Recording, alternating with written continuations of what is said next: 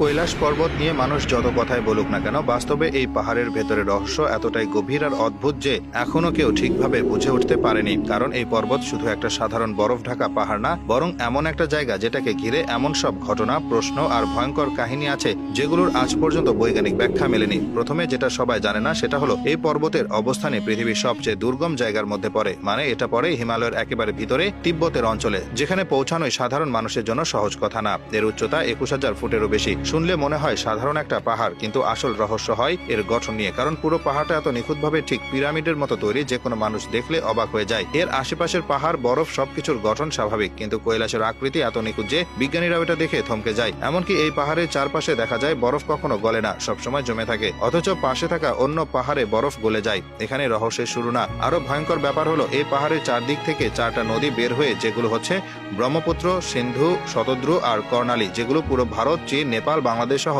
এশিয়ার বড় বড় অংশে বয়ে যায়। এই নদীগুলোর উৎস নিয়ে এতদিন গবেষণা করা হলেও এখনো পর্যন্ত কেউ পরিষ্কারভাবে বলতে পারেনি এগুলোর পানি ঠিক কোন জায়গা থেকে বের হয় বা কিভাবে সব নদীর উৎপত্তি একই জায়গা থেকে হলো। এরপর আসে সবচেয়ে ভয়ঙ্কর আর আলোচিত রহস্য, সেটা হলো কৈলাসের শিখরে আজ পর্যন্ত কেউ উঠতে পারেনি।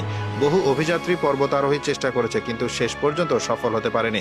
কেউ মাঝপথ থেকে অসুস্থ হয়ে ফিরে এসেছে, কেউ নিখোঁজ হয়ে গেছে, কেউ আবার পাহাড়ের রহস্যজনক পরিবেশে মারা গেছে। এরপর চীন সরকার নিজে থেকে ঘোষণা দিয়েছে যে কেউ এই পর্বতে চূড়ায় ওঠার অনুমতি পাবে না। এর কারণ কেউ পরিষ্কারভাবে বলেনি, কিন্তু বাস্তবে এটা পৃথিবীর একমাত্র বড় পাহাড় যার চূড়ায় কেউ কখনো ওঠেনি। এটা ইতিহাসের অনন্য। আরেকটা রহস্য হলো এই পর্বতের আশেপাশে গেলে সময়ের গতি বদলে যায়। বহুবার এমন ঘটনা ঘটেছে যে কারো ঘড়ির সময় অস্বাভাবিকভাবে এগিয়ে গেছে বা পিছিয়ে গেছে। অনেকে বলে এখানে অজানা চৌম্বক শক্তি বা মহাকাশের কোনো প্রভাব কাজ করে, যার জন্য এই সময়ের গোলমাল হয়। আরো ভয়ঙ্কর কথা হলো বহু মানুষ বলে তারা এই এলাকাতে এমন সব উড়ন্ত বস্তু দেখেছে যেগুলো দেখতে ইউএফওর মতো, মানে ভিনগ্রহীদের যানবাহনের মতো।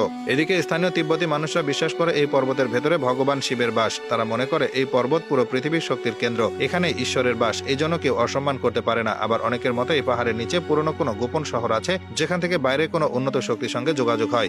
এই পাহাড়ের গায়ে এমন কিছু অদ্ভুত চিহ্নও দেখা যায় যেগুলো সাধারণভাবে হওয়া সম্ভব না।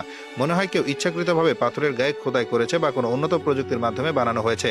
শুধু তাই না, আশেপাশের এলাকায় এমন কিছু প্রাণীও দেখা যায় যেগুলোর অস্তিত্ব এখনো আধুনিক বিজ্ঞান মেনে নেয়নি। বিশেষ করে ইয়েতি বা স্নোম্যানের কথা শোনা যায়, যাদের দেখা গেলে সাধারণ মানুষ বাঁচে না।